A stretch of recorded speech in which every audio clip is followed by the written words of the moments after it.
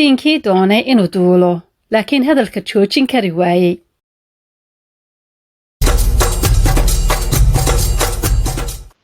haddii aad ku cusub tahay channelkayaga fadlan taabo subscribe, like amba share si aad noo taageerto. jaamac mar walba wuu hadli jiray. maalin walba wuxuu tegi jiray baliga. intuu lugaynayo wuu hadli jiray. wuxuu la hadli jiray dhirta, xasharaadka iyo xayawaanka ka soo horbaxa. xayawaanka baliga jooga way ka daaleen. marka uu meesha yimaado waxay maqlaanba waa jaamac oo hadlaya. xayawaanka kii is yidhaahda hadalba wuu ka soo dhex galaa. marka keliya ee laga nasto jaamac waa marka 3 shimbirood ee asxaabtiisa ah ay ka soo noqdaan socdaalkooda. markaas ayuu jaamac hadalka joojiyaa oo dhegaystaa sheekooyinka shimbiruhu ku sheekaynayaan.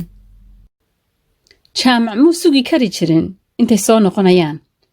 wuxuu ku riyoon jiray sheekooyinka cusub ee ay ka keeni doonaan meelo doog ka baxo oo biyo badan. jaamac wuxuu had iyo jeer dooni jiray inuu meelahaa arko. maalin oo dhan shimbiraha ayuu dhegaysan jiray. wuxuu dareemay jaamac inay shimbiruhu asxaabtiisa runta ah yihiin.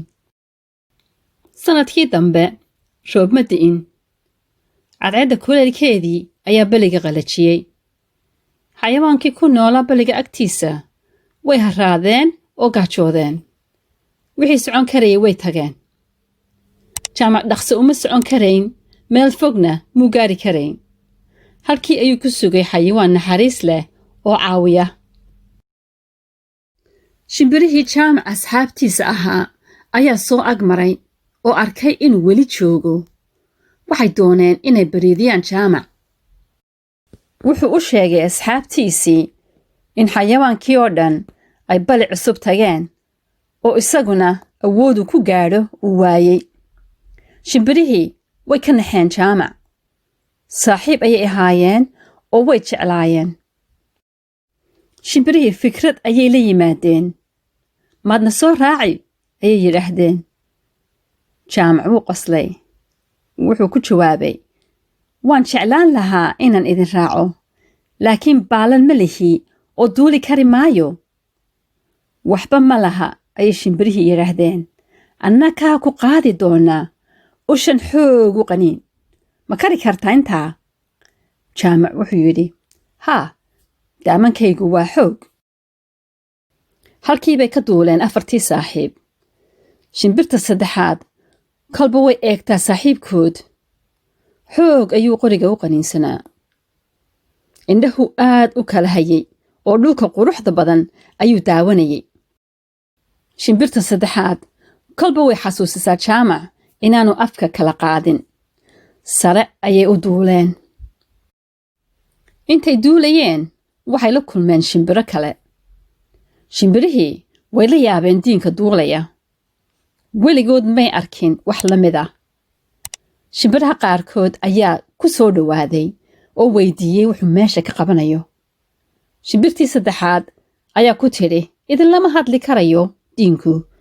qoriga ayuu haystaa si aanu u dhicin. jaamac wuu u qaadan waaye. meelihii fogaa ee looga sheekayn jiray ayuu dul marayay. tuulo ayay dul mareen. jaamac waxyaabo aanu hore u arkin ayuu arkay. dad ayuu arkay. naxdintii afka ayuu kala qaaday oo yidhi, eega xayawaankan cajiibka ah. isla markiiba wuxuu fahmay khaladku sameeyey. waxba lagama qaban karaynin. afkuu kala qaaday jaamac. ushii ayuu sii daayey. dabeedna dhulkii ayuu ku dhacay. dadka tuulada ku nool weli way ka sheekeeyaan diinkii doonay inuu duulo laakiin hadalka joojin kari waayey. murtida sheekadu maxay tahay? hadalka aan loo baahnayn iska ilaali. inuu wax ku yeelo ayaa dhici karta.